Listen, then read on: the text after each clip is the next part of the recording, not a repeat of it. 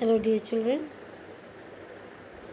today we are going to go for the 5th chapter. Yesterday we have started part 1 I finished, that is page number 23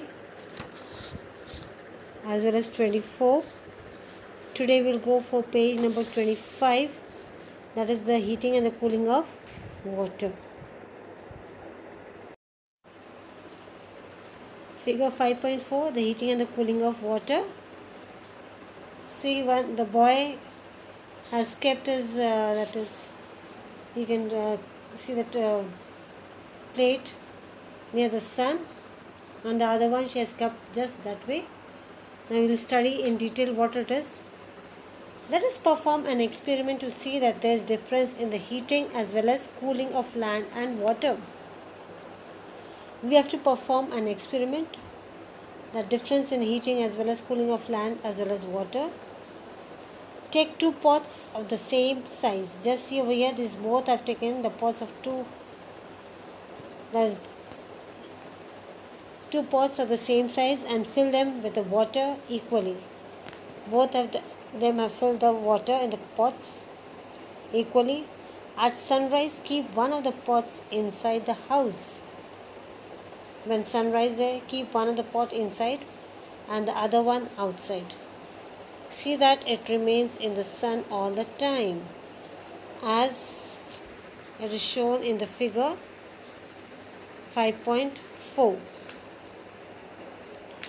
In the afternoon, walk barefoot on the floor. Barefoot means without any slippers or shoes inside the house, and then you feel the temperature of the floor. How do you feel the temperature when you are walking without your slippers in the house? Feel the temperature of the water in the pot inside. Then the pot also which you have kept inside the house. See the temperature. Perform the same activity outside the house and get the feel of the temperature of land and the water kept in the sun. Write down your observations about the temperatures of land and water.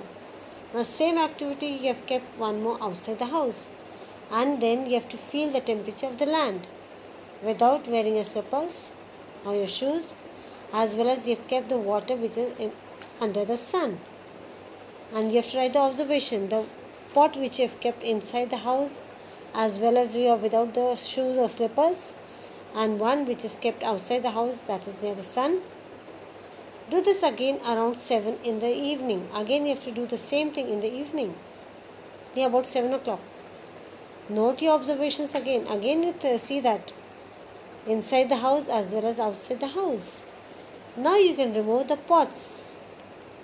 Discuss all the observations you have noted in the class. You have to write down everything, as well as you have to discuss what you felt, how did you feel when the pots were kept inside the house, that is when the sun rays were falling inside the house as well as outside the house, and again in the evening at 7 o'clock inside the house as well as outside the house, the two pots which you have kept inside as well as outside. Always remember, we normally think that air gets heated due to sun rays. Naturally, air gets heated. Why? Because of the rays of the sun and because of the hot air. The land and the water gets heated. But in reality, what happens is as follows. Just see what happens. You have to go see that. First, land and water get heated due to sun rays. When the sun rays are falling, first the land as well as the water will get heated. Later, they radiate into atmosphere. Afterward, they change it into atmosphere. The heat that they have absorbed, the heat which they got it, they have absorbed it in the land as well as in the water. As a result, the layer of the air close to the surface gets heated. As a result, the layer which is near the surface gets heated very fast. The heat gets transferred vertically to the adjacent upper layers of the air. Hence, the air closer to the surface is hotter. Now, the heat is transferred vertically directly to the upper layers of the air, and hence the air which is closer to the surface is hotter, and as one moves higher from the surface, the temperature of the air gets decreasing. The temperature near the sea level is higher and it decreases in the mountainous ranges. Now the temperature which is near the sea level is more higher, as well as in the mountainous ranges it is decreasing. You must have realized that the land cools down earlier than the water.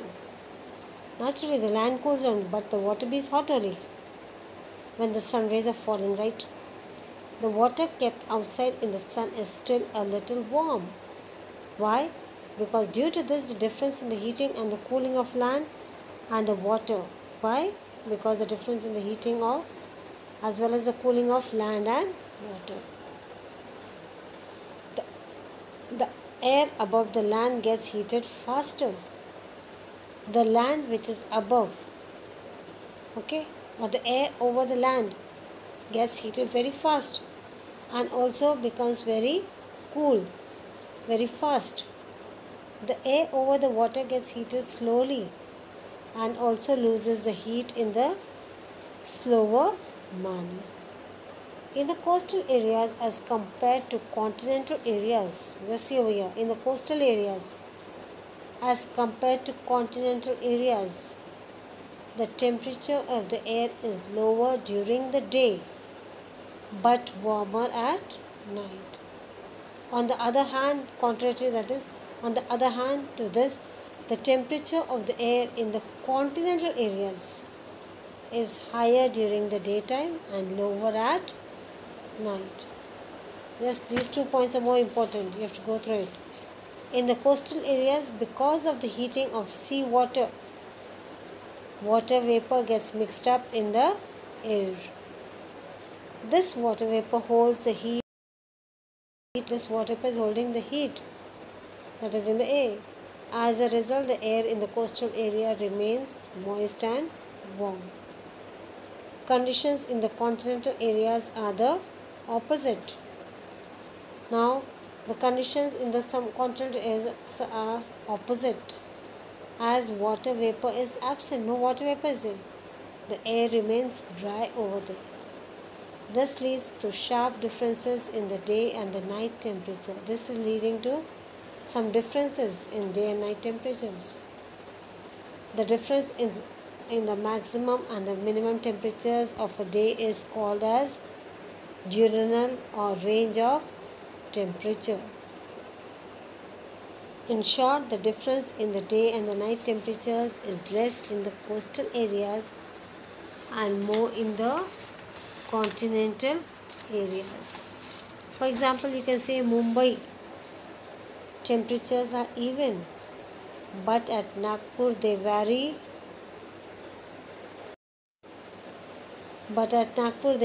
A lot. In the coastal region of Konkan, the range of the temperature is less, but in Vidarbha, the range of the temperature is found to be higher because Vidarbha is too hot. Therefore, the coastal areas have an equable climate, whereas in continental areas the climate is extreme. For example, the climate of Mumbai is equable, whereas in continental locations like Nagpur it is extreme. The difference in the mean temperatures, just see over here, the difference in the mean temperature of summer and winter is called as annual range of temperature. So my dear students, you go through this page number 25 as well as 26, only 1/4 part, that is not 1/4, also one para. You read it, I'll give you the note of this. Thank you, have a great day.